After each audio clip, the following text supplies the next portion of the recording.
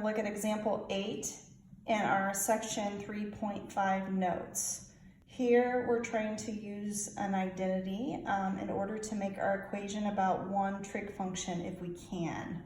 Okay, so here we have two different trig functions, but we can rewrite the cosine squared x in terms of the sine function using the Pythagorean identity, which I'm going to go ahead and write off to the side here.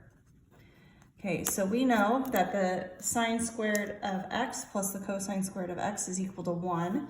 So if we move this on over, we're going to have that the cosine squared can be rewritten as 1 minus the sine squared of x. So we replace that.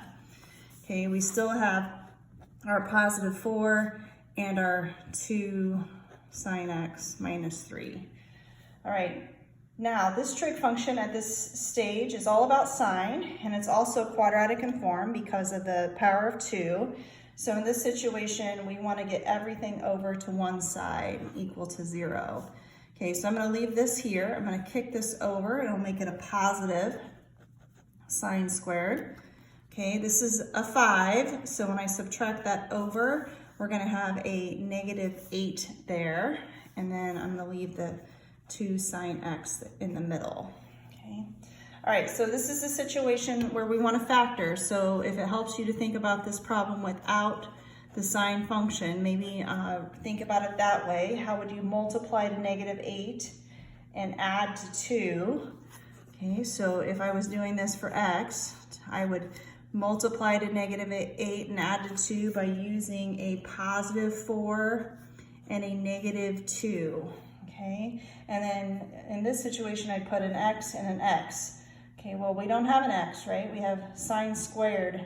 So we're going to have to put a sine x and a sine x.